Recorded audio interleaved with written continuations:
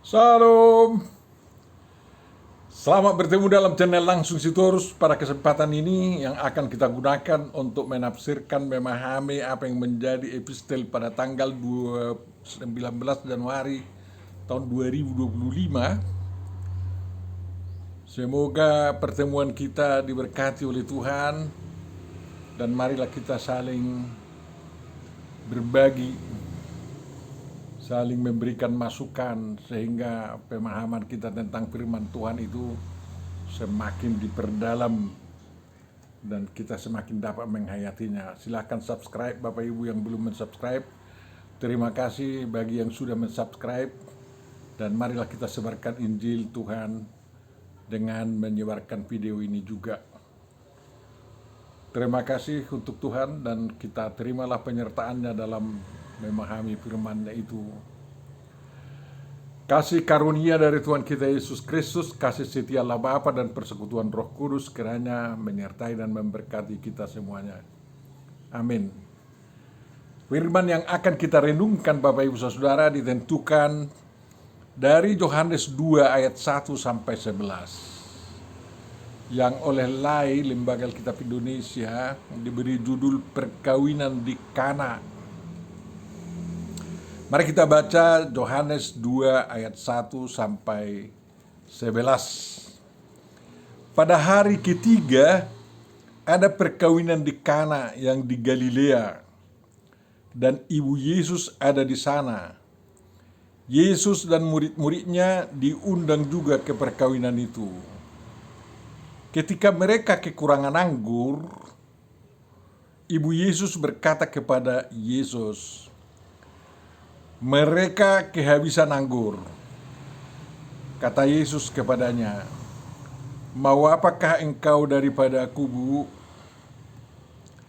Saatku belum tiba." Tetapi ibu Yesus berkata kepada pelayan-pelayan, "Apa yang dikatakan kepadamu, buatlah itu." Di situ ada 6 tempayan yang disediakan untuk pembasuhan menurut adat orang Yahudi. Masing-masing isinya 2-3 buyung. Yesus berkata kepada pelayan-pelayan itu, "Isilah tempayan-tempayan itu penuh dengan air." Dan mereka pun mengisinya sampai penuh. Lalu kata Yesus kepada pelayan-pelayan itu, "Sekarang cedoklah dan bawalah kepada pemimpin pesta." Lalu mereka pun membawanya. Setelah pemimpin pesta itu mengecap air yang telah menjadi anggur itu, dan ia tidak tahu dari mana datangnya, tetapi pelayan-pelayan yang mencedok air itu mengetahuinya, ia memanggil mempelai laki-laki dan berkata kepadanya, "Setiap orang menghidangkan anggur yang baik dahulu, dan sesudah orang puas minum, barulah yang kurang baik. Akan tetapi engkau menyimpan anggur yang baik sampai sekarang." Hal itu dibuat Yesus di Kana yang di Galilea sebagai yang pertama dari tanda-tandanya, dan dengan itu ia telah menyatakan kemuliaannya, dan murid-muridnya percaya kepadanya. Demikian firman yang akan kita renungkan Bapak Ibu Saudara. Yang berbahagia adalah orang yang mendengarkan, memelihara, memahami, menghayati, dan melakukan firman Tuhan dengan perbuatan-perbuatan yang dia inginkan dilakukan orang lain kepadanya. Amin. Di dalam malam anak kita diusulkan tema bangsa-bangsa melihat kebenaran dan kemuliaan Tuhan. Dan dari situ kita akan memahami bahwa dengan melakukan perintah Yesus Kristus, peradatan bangsa-bangsa akan lebih sempurna, lebih mensukacitakan umat manusia.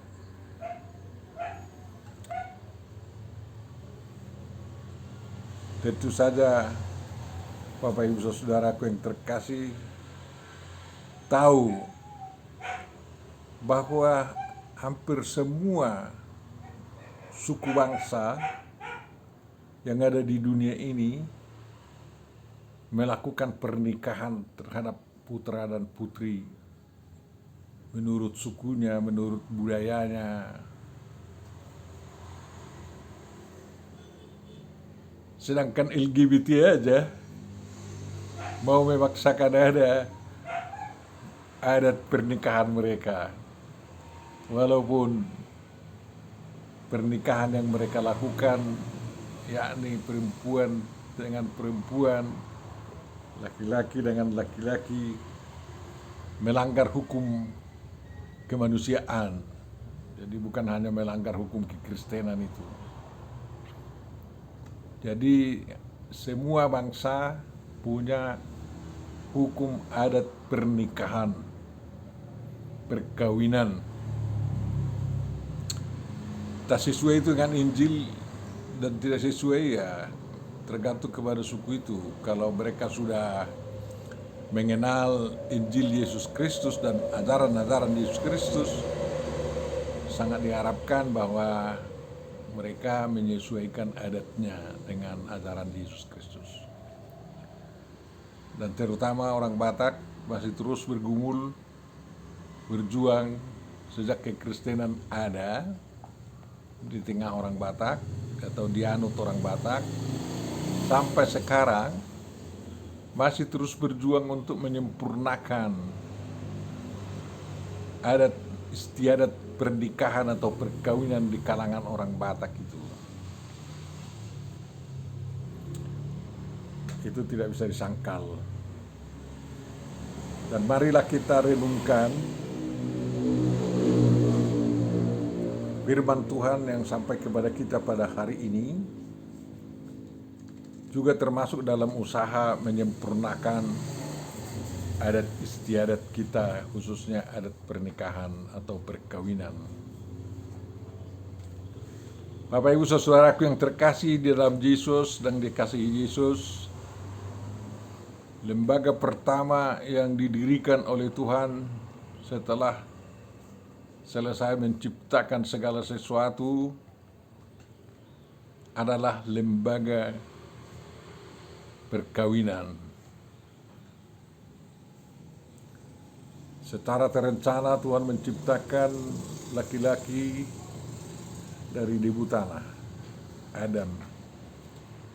Adam itu adalah kata pinjaman dari bahasa Babilonia kuno yang berarti manusia. Dan itu bisa bentuk tunggal dan bisa bentuk plural. Sehingga dalam Kejadian 1 manusia itu Adam dalam bentuk plural, tetapi dalam Kejadian 2 Adam adalah dalam bentuk tunggal. Ya, lalu setelah ada laki-laki, Tuhan juga menciptakan ada perempuan yang kita tahu dari rusuk laki-laki itu dibentuk sehingga mereka menjadi makhluk-makhluk hidup, dan kemudian Tuhan mempertemukannya dan memberkati mereka. Ya. Yang paling utama Tuhan memberkati mereka. Tuhan memimpin ritus pernikahan mereka, perkawinan mereka. Sederhana tapi sempurna. Lalu mereka bersukacita menempati Taman Eden, rumah tinggal mereka, dan sangat disayangkan mereka melanggar perintah Tuhan dengan makan buah larangan itu. Lalu itu menjadi alasan disebutkan bahwa mereka jatuh ke dalam dosa. Mereka diusir dari Taman Eden, tapi tidak dibiarkan. Manusia itu diberi kebebasan, kemerdekaan untuk mengembangkan adat istiadatnya. Ya, jadi Tuhan memperbaiki lembaga perkawinan dan peradatan pernikahan perkawinan manusia. Tuhan tahu bahwa keluarga yang dimulai dengan adat perkawinan yang benar menjadi tiang pancang terkuat untuk pembangunan kemanusiaan di dunia ini. Sesuai dengan berkat Tuhan yang mengatakan, ya, berkembang biaklah dan bertambah banyak dan taklukkanlah semua yang ada di bumi dan kuasai, katanya. Semua itu menjadi pemenuhan kebutuhan umat manusia, dan pada mulanya, pada penciptaan itu, manusia menjadi vegetarian. Tidak ada perintah memakan daging. Barulah setelah Nuh, ada keluarga juga yang ditegakkan oleh Tuhan, dan diberi kemerdekaan untuk membangun kemanusiaannya dengan peradabannya. Dan pada saat itu, atas seizin Tuhan, manusia diperkenankan untuk memakan daging hewan. Semua daging halal, asal untuk kesehatan dan pemuliaan Tuhan. Ingat itu. Menurut hukum Nuh, unta, babi halal, tidak haram, asal digunakan untuk demi kemanusiaan dan demi kemuliaan Tuhan.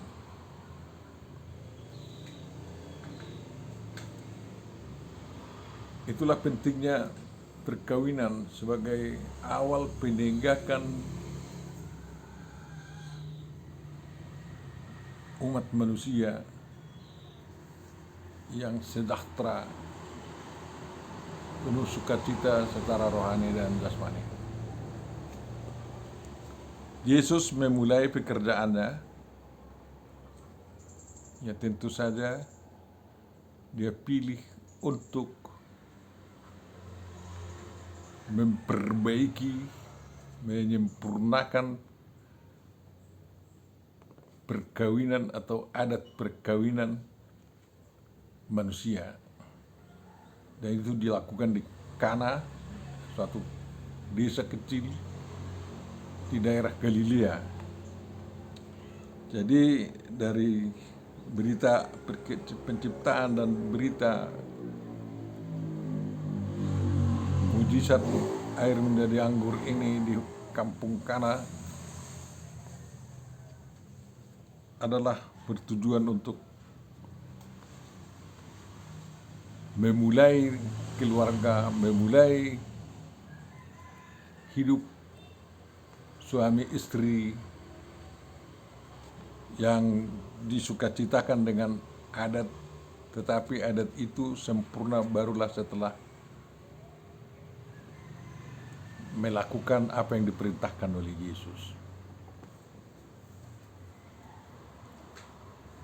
Jadi bukan asal kebetulan terjadi kekurangan anggur di Kana itu.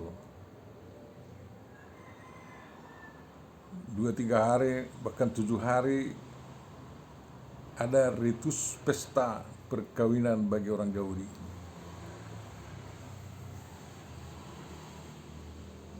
Dan itu penuh dengan musik, berdansa, minum-minum, makan enak-enak, dan juga pepatah pepitih sebagai tanda restu dan doa-doa disampaikan kepada Tuhan agar Tuhan memberkati. Ada juga pemberian-pemberian hadiah bagi mempelai. Sama seperti pada penciptaan, pernikahan Adam dan Hawa itu merupakan puncak kesukacitaan di dunia ini. Karena dengan perkawinan akan dimulai generasi yang baru. Dan perkawinan di Kana juga merupakan puncak sukacita sekampung itu ya. Dan dengan harapan perkawinan itu kan melahirkan generasi-generasi yang taat kepada Tuhan, yang mampu membangun kemanusiaan. Bapak Ibu saudara yang terkasih, tidak ada adat yang tanpa kekurangan, pasti ada cacatnya. Dan kiranya kekurangan dalam peradatan itu diharapkan tidak mempermalukan manusia. Ya. Tapi agar tidak terjadi hal mempermalukan itu, ya, adat perkawinan itu marilah kita tiru seperti dilakukan di Kana itu.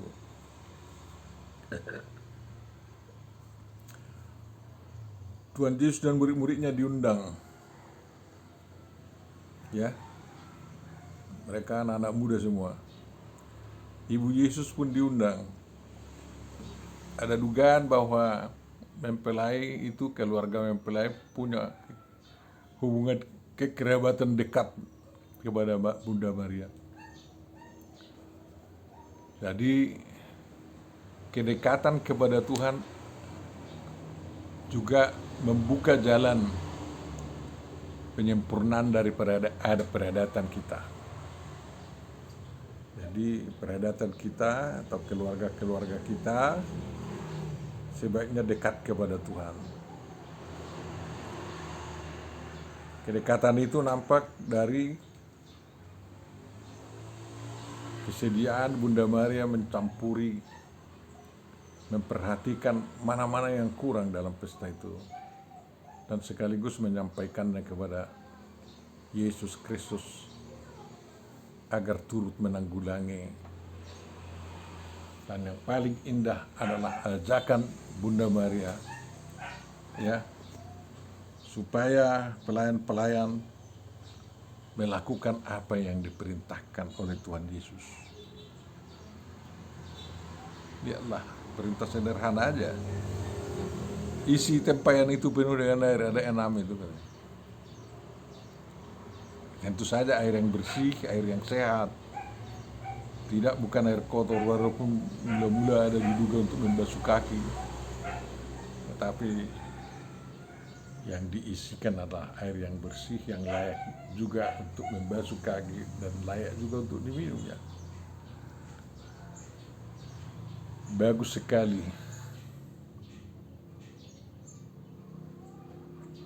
Anggur betapa penting itu untuk peradatan orang Yahudi. Sama pentingnya bagi kita dengan air aqua sewaktu pesta. Ya. Jadi untuk minum, anggur dan aqua bisa dipertukarkan. Jadi bagi mereka anggur, bagi kita aqua ya. Anggur itu merupakan tanaman yang dimuliakan di kalangan orang Israel. Artinya berfaedah banyak, bermanfaat untuk kesehatan, untuk pergaulan, untuk kebersamaan,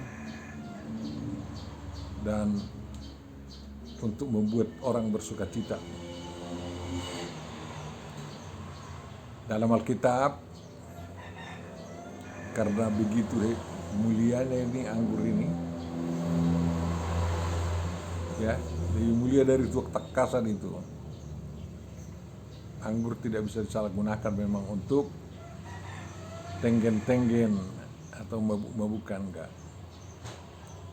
Orang Israel menggunakannya dengan begitu terhormat. Ya hampir mirip dengan orang Batak lah, dengan menggunakan tuak takasan, bukan tuak niraruan. Ya, tuak natonggi itu tuak takasan. Makanya bagi orang Batak selalu ada acara memberikan tuak natonggi kepada hula-hula yang akan pulang. Jadi tidak sembarangan. Marilah kita perhatikan, ya, bahwa tuan rumah harus menyediakan anggur sepanjang hari selama pesta. Hari ketiga habis anggur. Mereka keringat dingin semua. Kayak mana itu ya mengatasinya? Dari pemerahan susah untuk diimpor. Pemerasan anggur. Tetapi Bunda Maria, entah firasat apa yang sudah ada dalam dirinya, dia mengenal anaknya, mengadukannya kepadanya, dan itu menjadi wakil daripada tuan rumah untuk mengadukan kekurang sempurnaan terjadi di dalam peradatan itu. Lalu Yesus memerintahkan dan akhirnya kekurang sempurnaan itu diperbaiki secara senyap. Ya, coba bayangkan, tidak maksa-maksakan kehendak, dengan senyap, gerakan senyap memperbaiki predator. Jadi ada ada kerjasama yang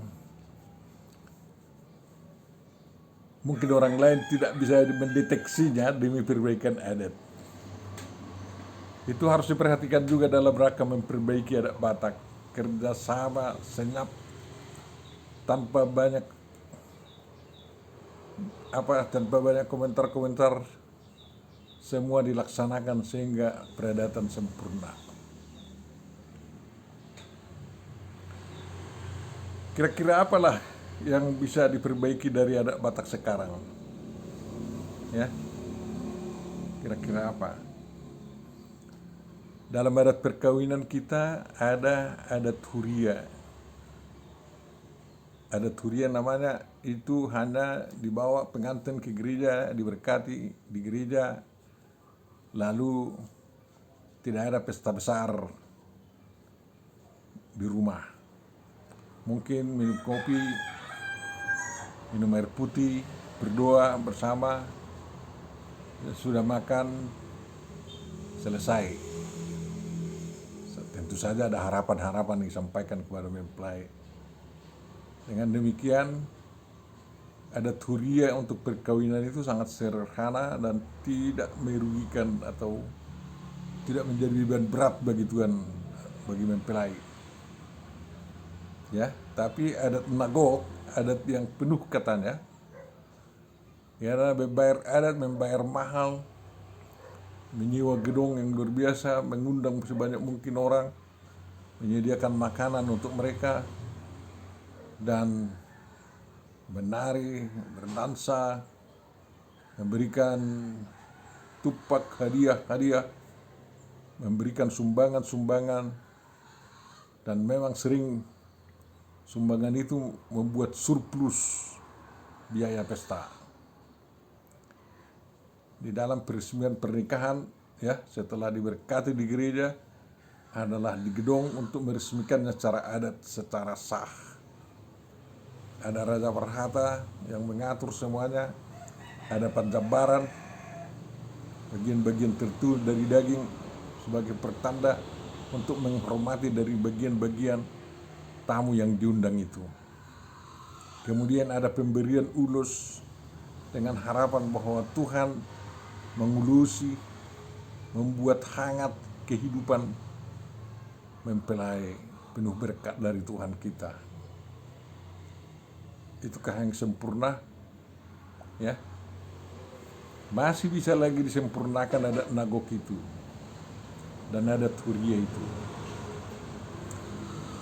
Adat huria diizinkanlah untuk dilakukan orang yang tidak banyak uangnya, tetapi saya menganjurkan, dan itu sudah dilakukan oleh Katolik saya lihat, agar gereja-gereja Protestan mengizinkan hula-hula daripada mempelai itu menyerahkan ulus kepada pendeta agar diuluskan di gereja, sehingga sempurnalah juga adat huria terhadap perkawinan itu. Gak salah kan? Nanti setelah kaya mempelai itu, mereka bisa bayar adat sambil sekaligus untuk menerima atau memberikan sulap-sulap pahopu terhadap hula-hulanya.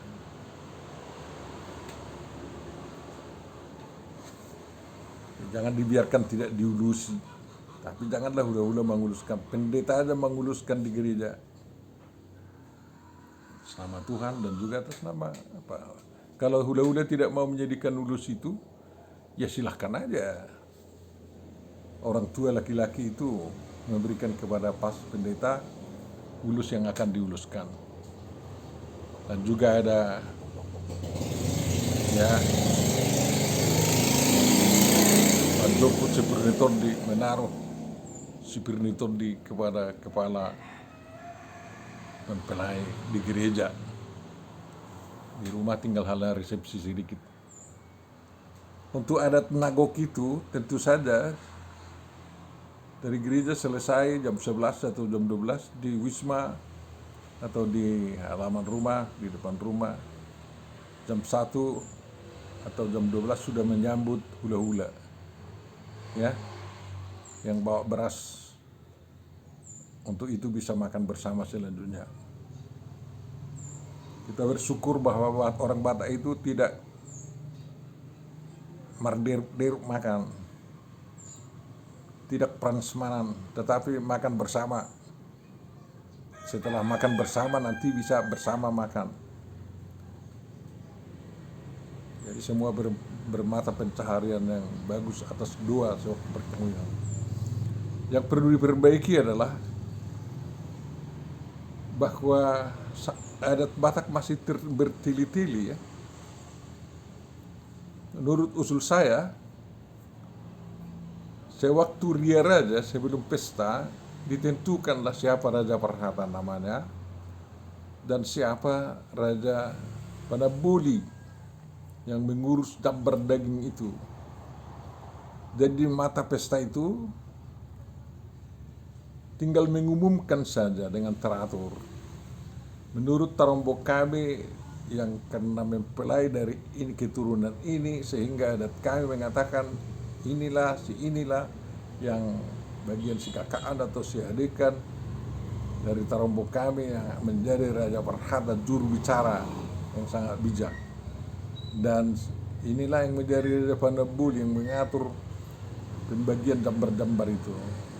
Jadi tinggal diumumkan, jangan masih renggetan lagi di mata niuleun pada pesta itu sehingga makan waktu 1 jam hanya masih renggetan. Bahkan ada yang menimbulkan sakit hati. Kuranglah suka cita kalau gitu, ya. Dan kemudian orang Batak Toba melakukan pandadaun katanya. Jadi ada 100 orang yang harus dikenal oleh mempelai, walaupun tidak dikenal, hanya amplop yang mengenal. Itu agak beda dengan Simalungun. Kalau Simalungun langsung pengantin mengenal siapa yang mau dikenalnya. Dan memang kalau dikenal tulang ya, tulang memberikan hadiah cincin emas juga. Kalau kita nggak ada, hanya amplop 2.000 di dalam atau 5.000 ini karena sudah dikenal, padahal tidak ada gunanya. Hanya menunjukkan bahwa rame kekerabatan daripada pengantin perempuan, ya, yang harus dikenal pihak pengantin laki-laki. Apa salahnya, ya, sudah dia pendapat ya memang disalamkanlah, ikutlah pengantin menyalamkanlah. Dan kemudian yang lebih selebihnya itu dikumpulkan semua, ditulis nama-nama, kalau perlu alamat dan teleponnya, untuk dikenal di belakangan hari juga. Lalu diberikan amplop-amplop untuk sekali memberikan minta 100. Dan untuk tulang pun begitu. Jadi selesai dalam setengah jam sudah selesai pandan daun. Ini 1,5 jam sampai bosan semua. Harus disempurnakan itu. Kata-kata yang baiklah seperti anggur yang baik membuat sempurna pesta itu. Ya. Jadi jangan apa. Kemudian sudah diperingkas memang ada udah sadari katanya. Udah sadari, disitulah tikar tangga, di situ apa?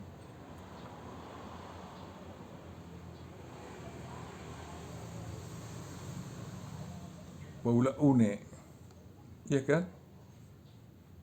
Pihak laki-laki pergi ke keluarga pihak perempuan, bahwa semuanya une, semuanya bayar jalan baik setelah pernikahan itu. Walaupun dialami, belum dialami, baula une lah kita hari ini katanya. Saya harus semua. Dulu itu harus di hari yang lain dilakukan. Tikar tangga harus ada melihat tangga daripada hela itu. Nanti itu apakah tangga gonop atau tangga ganjil?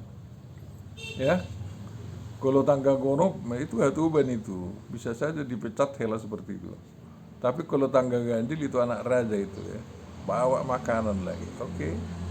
Sekarang sudah disederhanakan dengan apa? Dengan ulah sederi katanya. Baguslah. Tapi sangat indah apabila acara tikar tangga itu sekaligus makan bersama agar ada tenaga rombongan hula-hula kembali ke kampungnya. Ya. Jadi masih banyak ini perbaiki, dan yang indahnya adalah anggur yang indah bagi orang Batak itu adalah banyaknya doa-doa melalui pasau-pasa dan enaknya kata-kata yang indah, hormat semua. Itulah anggur yang indah yang diisikan di tempayan pernikahan itu.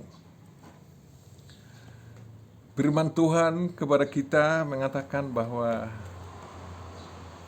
sungguh indah pesta perkawinan di Kana setelah para pelayan mematuhi apa yang diperintahkan oleh Yesus. Dan demikian juga indahnya, ya, pesta orang Batak itu apabila mematuhi perintah Yesus. Ya,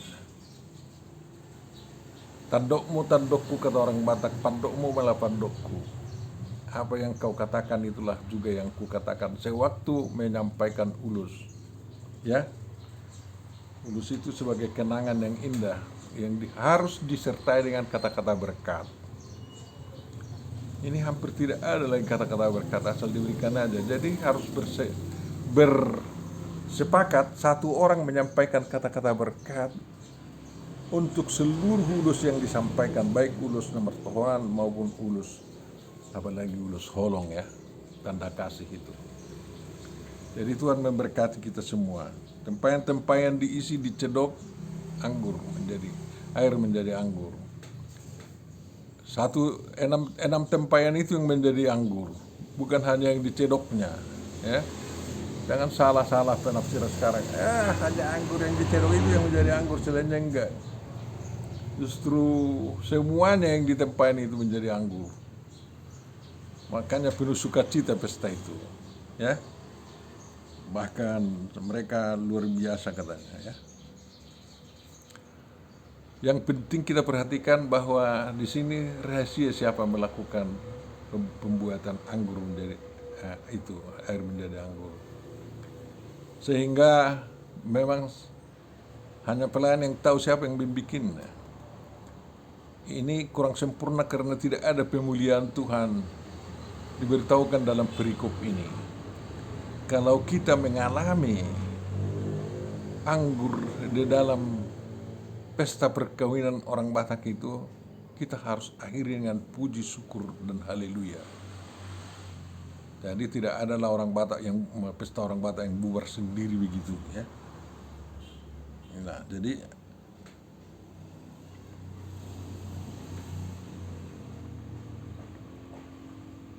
Tuhan yang menyatakan kemuliaannya dan kita harus sambut dengan kemuliaan dari kita. Dampaknya adalah bahwa murid-murid Yesus percaya, semakin percaya kepada Yesus, kepada Tuhan. Itu yang sangat penting juga kita perhatikan dalam pesta adat-adat kita. Semua peradaban kita harus kita usahakan untuk mengajak semua orang semakin percaya kepada Tuhan. Itu yang sangat perlu diperhatikan ya. Jadi jangan mencibir orang pulang. Semakin percaya kepada Tuhan dan betul-betul mengatakan berbahagialah menjadi pengikut Tuhan Yesus Kristus dan yang ikut di dalam pesta bersama Dia. Tuhan Yesus memberkati kita. Amin. Bapa Surgawi, terima kasih atas firman-Mu yang sampai kepada kami. Mudah-mudahan itu menggerakkan kami terus memperbaharui kehidupan bergereja kami dan beradat kami di tengah-tengah kerajaan-Mu yang ada di dunia ini. Terima kasih Bapak atas perlindungan-Mu kepada negara kami, dan kiranya negara kami dapat berjalan dengan baik, membahagiakan semua orang, sehingga pesta pernikahan dan perkawinan putra-putri di tengah bangsa kami mengajak semua orang semua semakin percaya kepada-Mu. Dalam Yesus Kristus kabulkan doa kami. Amin.